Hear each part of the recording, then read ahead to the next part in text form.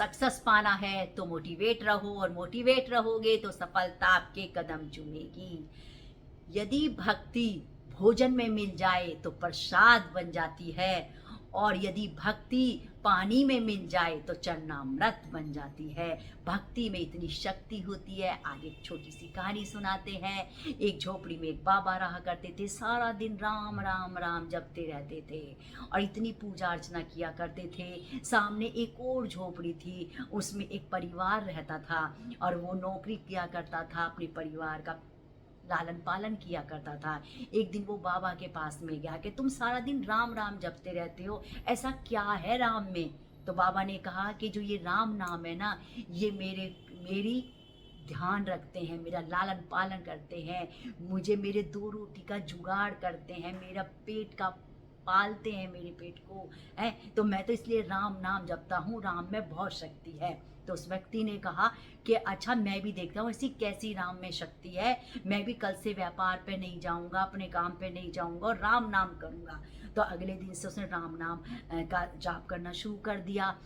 तो जाके फिर थोड़ी दूर को चला गया। फिर सोचा घर जाऊंगा तो पत्नी खाना खिला देगी, मुझे खाना नहीं खाना है, मेरी माता जी खाना खिला देती। तो वो जंगल में चला गया, लेकिन यहाँ मुझे कोई भी खाना नहीं खिला पाएगा, ना मेरे को खाने को कोई कहेगा कि तुम खाना खा लो। तो वो पेड़ के ऊपर चढ़ के बैठ गया और राम नाम जपता रहा, राम नाम जपता रहा।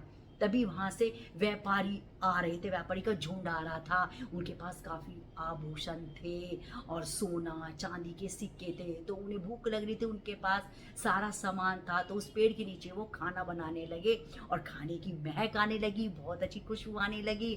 तो खाना उन्होंने बना लिया था। जैसे ही खाना तैयार हो गया ना, तभी डाकुओं के घोड़ों की आवाज़ आ गई। तो व्यापारी डर गए कि ये हमारा लूट लेंगे। तो वो खाने को छोड़ के तो खाना तो हम घर पे भी खा लेंगे, और वो अपने घर की तरफ को अपने आभूषण लेके चल दिए। डाकू आ गए और डाकू का लश्कर भी आ गया। देखा तो भाई खाना बना रखा है, गरम गरम खाना है।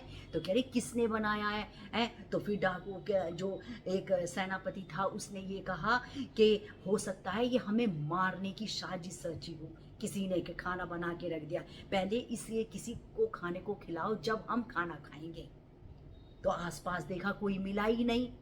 तभी सरदार की नजर ऊपर को गई, देखा कि पेड़ पर एक व्यक्ति बैठा हुआ है कि इसे पकड़ के लेके आओ, ये ही कलाकार है, इसी ने ही साजिश रची है, इसने ही ये खाना बनवा के रखा है कि हमारे, इसलिए ये ऊपर बैठा हुआ है कि पहले इसको खाना खिलाया जाए।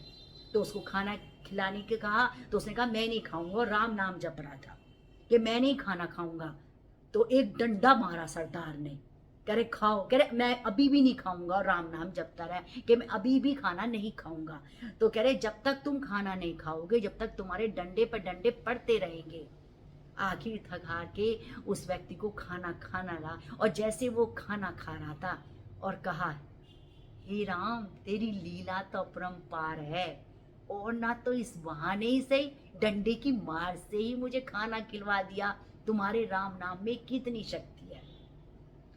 इस एक छोटी कहानी से ये शिक्षा मिलती है कि वाकई राम नाम में शक्ति है। लेकिन ये नहीं कि तुम सब काम छोड़ के केवल बस भजन पाठ करते रहो और राम राम जपते रहो। जो भी तुम अपना व्यवसाय कर रहे हो, जो अपना कर्म कर रहे हो, जैसे घर में जो लेडीज भी हैं, अपने बच्चों का लालन पालन भी करना है, घर का ध्यान भी रखना है, सब काम करें, लेकिन ऊपर वाले को भी याद रखें, राम नाम का जाप भी करें, पूजा भी करें, उनको श्रद्धा से याद करें, भक्ति करें।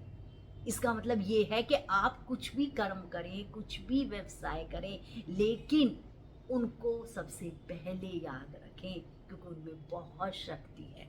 और इसी तरह से मैं आपको प्यारे प्यारे टॉपिक लाती रहूँगी। मेरे चैनल को लाइक करें, सब्सक्राइब करें, शेयर करें। राधे राधे, जय श्री कृष्णा।